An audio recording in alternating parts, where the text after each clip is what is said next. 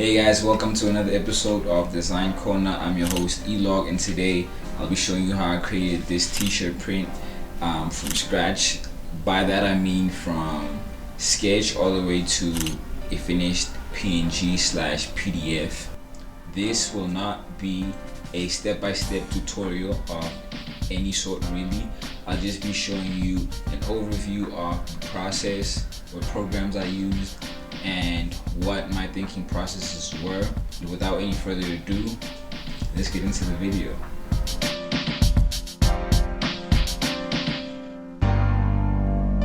So first thing you want to do, of course, is find your idea and get reference for it. For me, I was working with the brand slash event organizer here in South Africa. Actually, it's a local brand called KSM, Kasi Social Market. So this was something that I was doing for them, and I had like complete creative control for this. So I just came up with the idea, and the idea was, of course, to draw a crusher slash grinder. We call it a crusher here.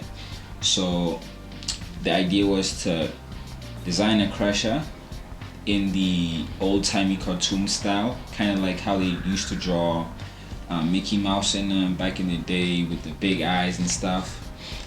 Something that kind of looks lighthearted, and I wanted him to be like walking in the clouds. And the plan was to use 3D for most of it, of course. The body will be 3D, and I'm just gonna trace a 3D model that I'm gonna create from that to kind of make it look more precise, you know, especially with the teeth inside the grinder. I wanted those to look like really nice and neat. And then the clouds are going to be 2D, of course. The legs are going to be 2D. Right now I'm still kind of sketching the body and the clouds and stuff. Kind of trying to find an interesting composition, which is like a big part of making designs like these, is like composition, knowing how to put things next to each other to kind of guide the eye and make it so that the eye doesn't go too left or too right, kind of putting the focus in the center. So for the legs, I wanted the characters to kind of look like they're walking like more towards us. So at first, I guess he was just flying in the clouds, but then I decided, no, actually, let me make him walk. So you're gonna see that change later. But of course, the legs are gonna be 2D, the arms are gonna be 2D. I'm gonna do all of those in Illustrator, as well as the text. So you're just gonna see me draw, you know, more of this, and after really sketching the sketch, next thing you want to do is next thing that I did, since I'm talking about my process, next thing that I did was 3D. So when it came to 3D, really I'm pretty much like a beginner. Every time I do 3D, I forgot how to use it, so I always just go back to a tutorial and learn something, and that's exactly what I did here. And really I'm just using a lot of the basic tools there, like extrude and subdividing and stuff like that. I just took the cylinder mesh, and I'm just like doing stuff with it here. Right here I did like a rectangular prism, and I'm making it long to imitate kind of like what's inside the crusher. Of course, looking at reference helps, so definitely look at reference. I'm looking at other pictures on Google and stuff, so I'm just looking at Google images and trying to find out how exactly does a crusher look like, and how can I make this believable. And I also imported the picture, the sketch. I imported the sketch so that I can match the angle of my 3D model to the original sketch and stuff. And yeah, like there's not much more to discuss here. Like right now, I'm like duplicating the teeth so that I can use the same stuff on the other thing. So copying and pasting is gonna help like a ton, and rotating like along the axes. You know, you just kind of press R and then like X if you want to rotate along the X, or Y if you want to rotate along the Y. And then yeah, as you can see here, I'm just kind of aligning them so it looks good, or maybe even pushing the angle if I want to. And then now we go back to Illustrator. I don't think we've been to Illustrator yet, so yeah.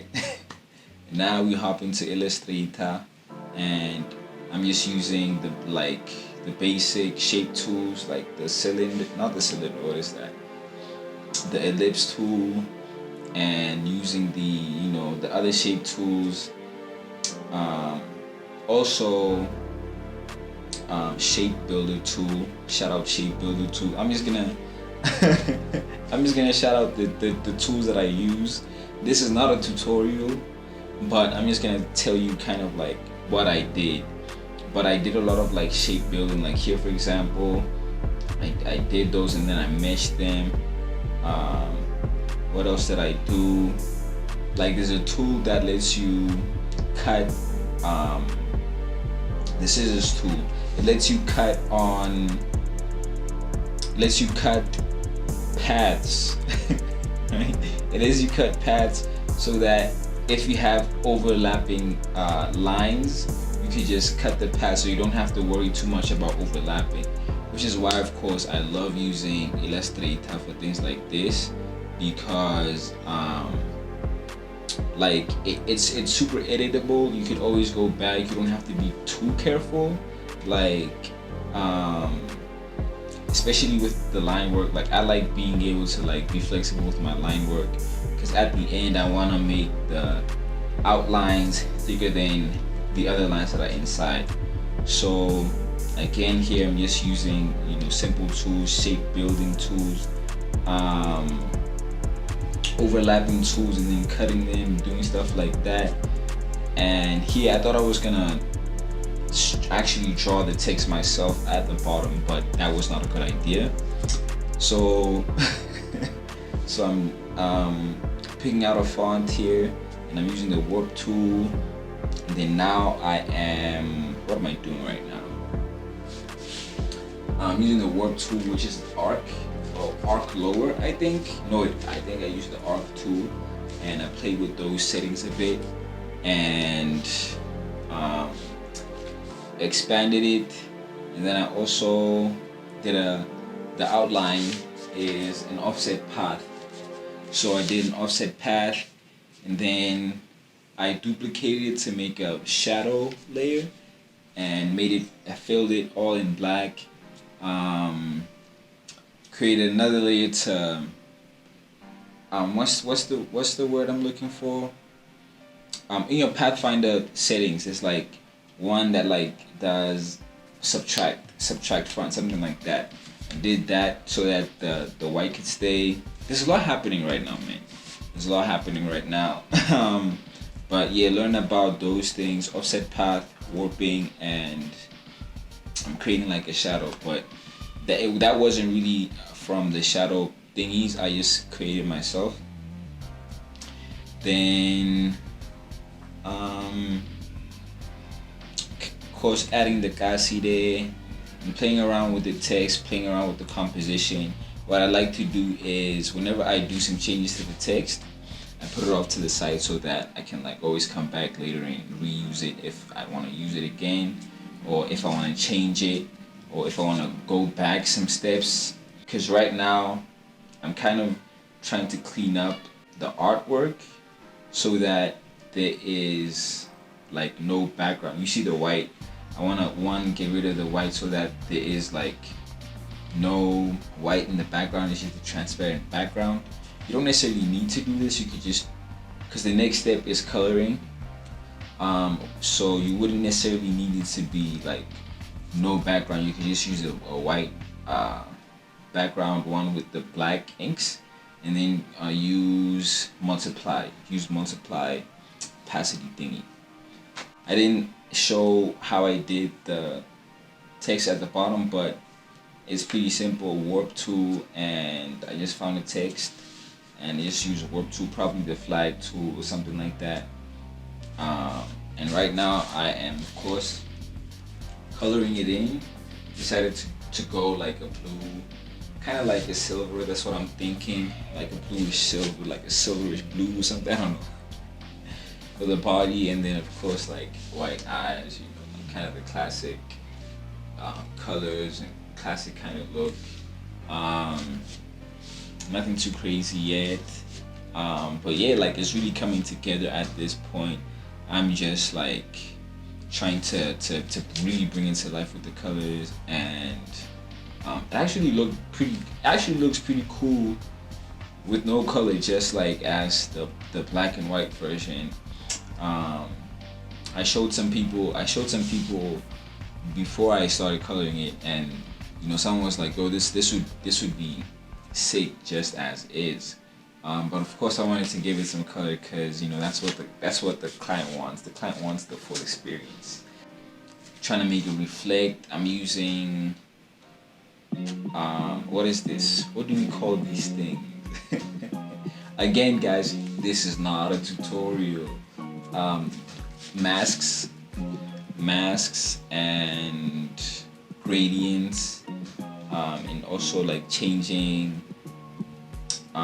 Like one thing that I did was I did like a gradient on the whole body, and I made it multiply, and it was like a bluish, like a dark bluish thing.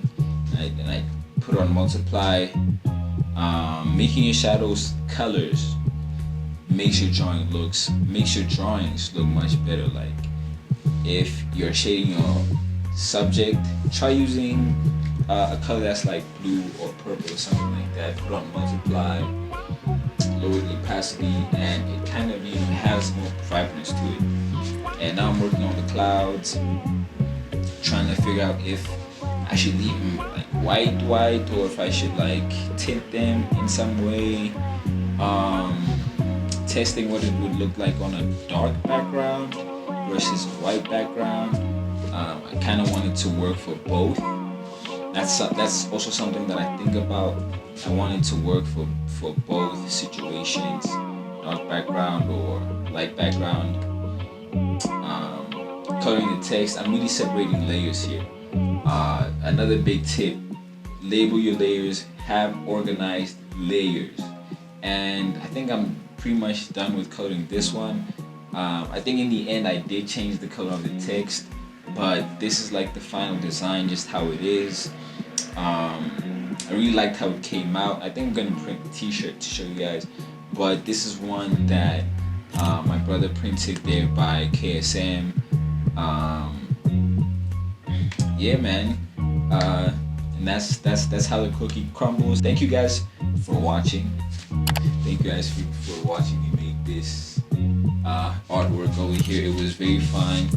Just like pushing myself and like taking extra steps that I really never do, just to really push the artwork to its best, and I like how it came out. Comment what you think. Comment what you'd like to see me do next. Peace. See you guys next time.